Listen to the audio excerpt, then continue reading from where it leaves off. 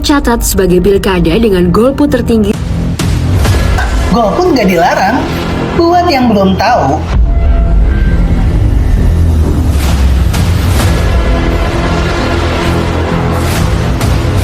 apakah golput bisa dipidanakan?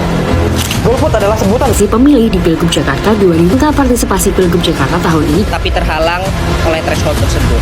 Lalu dalam proses setiap warga negara berhak untuk dipilih dan memilih.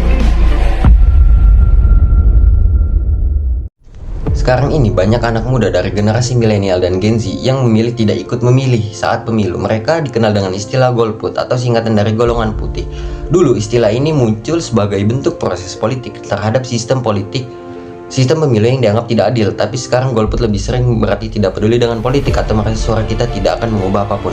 Nah, padahal generasi milenial dan Gen Z adalah kelompok pemilih terbesar di Indonesia. Artinya kalau mereka aktif, hasil pemilu bisa sangat berbeda. Tapi kenyataannya banyak dari mereka justru tidak mau datang ke TPS. Kenapa bisa begitu?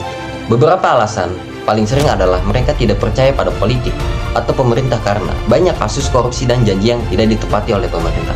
Nah, tidak ada calon atau partai yang benar-benar dianggap mewakili anak muda. Terus, kurangnya pengetahuan politik. Jadi mereka tidak tahu seberapa penting suara mereka. Yang terakhir tuh media sosial kadang memperburuk keadaan karena banyak informasi yang salah atau berita negatif tentang politik. Nah, banyak yang berpikir bahwa politik itu kotor, ribet, dan tidak berhubungan langsung dengan kehidupan sehari-hari.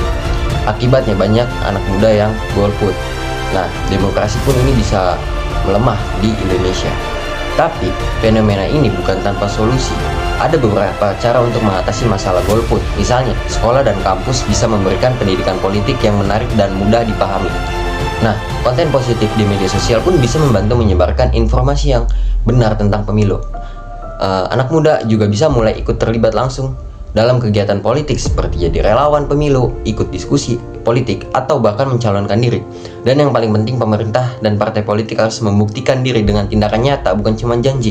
Intinya, golput di kalangan milenial dan Gen Z adalah tanda bahwa ada yang salah dalam hubungan antara anak muda dan politik, tapi bukan berarti tidak bisa diperbaiki. Kalau generasi muda sadar bahwa suara mereka punya kekuatan besar, demokrasi Indonesia bisa jadi jauh lebih baik, lebih jujur, dan lebih berpihak pada rakyat. Terima kasih dari saya, kurang lebihnya mohon maaf. Wassalamualaikum warahmatullahi wabarakatuh.